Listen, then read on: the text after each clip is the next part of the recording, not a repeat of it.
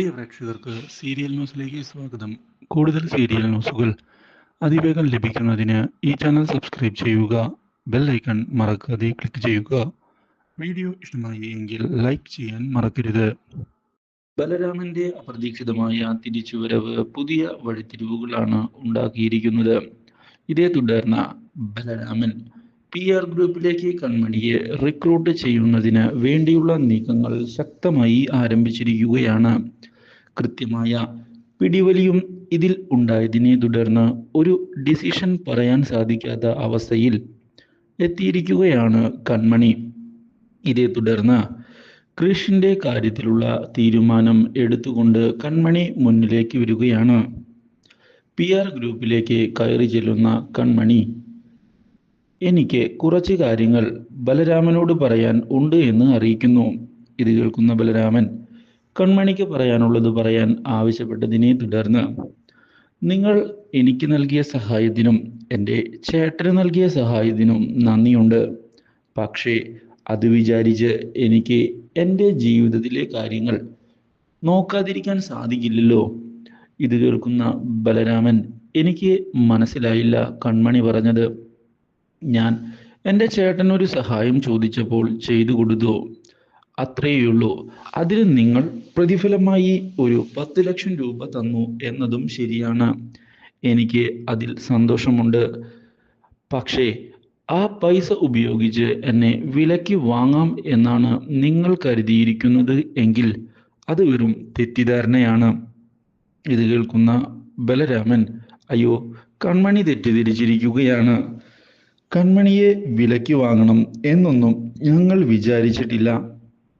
ഇത് കേട്ടതിനെ തുടർന്ന്, ഒരുപക്ഷെ നിങ്ങൾ അങ്ങനെ വിചാരിച്ചിട്ടില്ലായിരിക്കാം, പക്ഷേ എനിക്ക് അങ്ങനെയാണ് തോന്നിയത്. അതുകൊണ്ട് തന്നെയാണ് ഞാൻ ഇപ്പോൾ ഒരു തീരുമാനം എടുത്ത് മുന്നോട്ട് വന്നിരിക്കുന്നത്. ആഹാ, കൺമണി ഒരു തീരുമാനം എടുത്തോ? അത് നല്ലൊരു കാര്യം തന്നെയാണ്.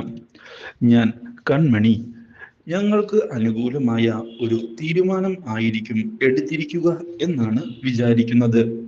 എന്താ കൺമണി, അങ്ങനെയല്ലേ? ഇത് കേട്ടതിനെ തുടർന്ന്, തീരുമാനം എൻ്റെതാണ്. ബലരാമൻ സാർ നൽകിയ എല്ലാ സഹായങ്ങൾക്കും ഞാൻ കടപ്പെട്ടവൾ തന്നെയാണ്.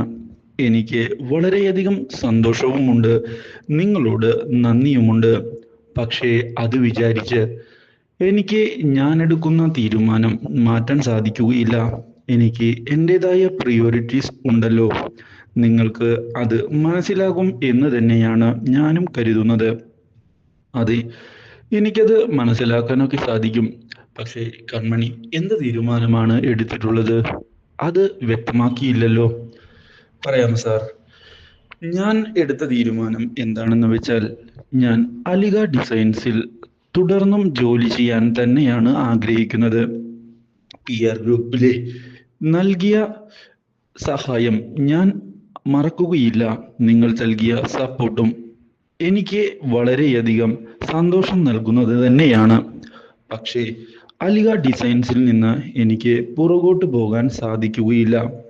ഇത് കേൾക്കുന്ന ബലരാമൻ, അലിഗ ഡിസൈൻസിൽ നിന്നിട്ട് യാതൊരു ഉപകാരവും കൺമണിക്കില്ല എന്നുള്ള കാര്യം കൺമണി മനസ്സിലാക്കണം.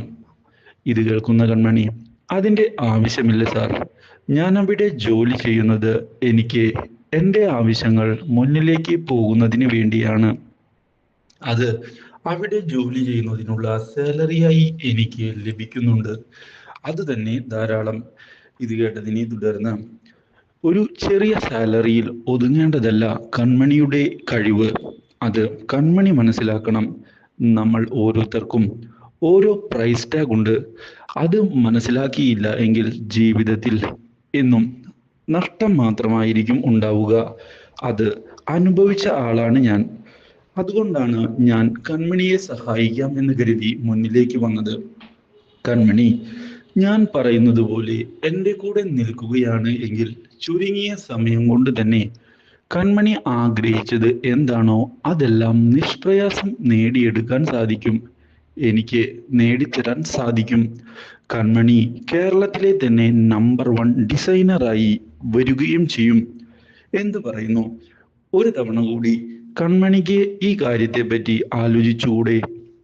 ഇത് കേൾക്കുന്ന കൺമണി, സാറ് പറയുന്നതെല്ലാം ശരിയാണ്. സാറിന് എന്നെ നിഷ്പ്രയാസം ഉയരങ്ങളിൽ എത്തിക്കാൻ സാധിക്കും എന്നുള്ള കാര്യത്തിൽ എനിക്ക് യാതൊരു സംശയവുമില്ല. പക്ഷേ ആ കാര്യങ്ങൾക്കും അപ്പുറമായി കുറച്ച് കാര്യങ്ങൾ ഞാൻ കരുതുന്നതുണ്ട്. അത് മറ്റൊന്നുമല്ല, എൻ്റെ ജീവിതം തന്നെയാണ്. ഞാൻ അലിഗ ഡിസൈൻസ് ഉപേക്ഷിക്കാതിരിക്കുന്നതിന് കാരണം മറ്റൊന്നാണ്. പൈസയോ മറ്റു കാരണങ്ങളോ ഒന്നുമല്ല. ഞാൻ ഇഷ്ടപ്പെടുന്ന, എന്നെ താലി കെട്ടിയ എൻ്റെ ഭർത്താവ് ക്രിഷ് അവിടെയുണ്ട്. അദ്ദേഹത്തെ ചതിച്ചുകൊണ്ട് എനിക്ക് ഒന്നും തന്നെ ചെയ്യാൻ സാധിക്കുകയില്ല എന്നതാണ് യാഥാർത്ഥ്യം. ഈ താലി എൻ്റെ കഴുത്തിൽ ഉള്ളിടത്തോളം കാലം ഞാൻ അലിഗ ഡിസൈൻസിന് യാതൊരു കുറവും വരുത്താതെ നോക്കും. അവരെ ചതിക്കുകയില്ല. എൻ്റെ ക്രിഷ് സാറിന് വേണ്ടി ഞാൻ അത് ചെയ്യും. ഇതേ തുടർന്ന് താലി ഉയർത്തി കാണിച്ചിരിക്കുകയാണ് കൺമണി. അപ്രതീക്ഷിതമായ ഈ സംഭവം തിരിച്ചടിയായതിനെ തുടർന്ന് എന്ത് മറുപടി പറയും എന്ന ചോദ്യം ബാക്കിയാവുകയാണ്. ബലരാമന്റെ മുന്നിൽ കാര്യങ്ങൾ കൈവിട്ടു പോവുകയാണ് എന്നുള്ള യാഥാർത്ഥ്യം ഇതേ തുടർന്ന് അയാൾ തിരിച്ചറിയുകയാണ്. വിചാരിച്ചതുപോലെ കാര്യങ്ങൾ നടക്കുന്നില്ല. ക്രിഷ് വീണ്ടും എന്നെ തോൽപ്പിച്ചിരിക്കുകയാണ്. ഞാൻ ഇഷ്ടപ്പെട്ട പെൺകുട്ടിയെ അവൻ സ്വന്തമാക്കിയിരിക്കുന്നു. പണ്ടും അവൻ ഇത് തന്നെയാണ് ചെയ്തിരുന്നത്. ഇതോടെ ആകെ നിയന്ത്രണം വിട്ടിരിക്കുകയാണ് ബലരാമന്. പക്ഷേ ഇതേ തുടർന്ന് കൺമണി കൂടുതലൊന്നും എനിക്ക് പറയാനില്ല എന്ന് വ്യക്തമാക്കി അവിടെ നിന്ന് ഇറങ്ങിപ്പോകുന്നു. ഇതോടെ കാര്യങ്ങൾ പുതിയൊരു വഴിത്തിരിവിലേക്ക് എത്തുകയാണ്.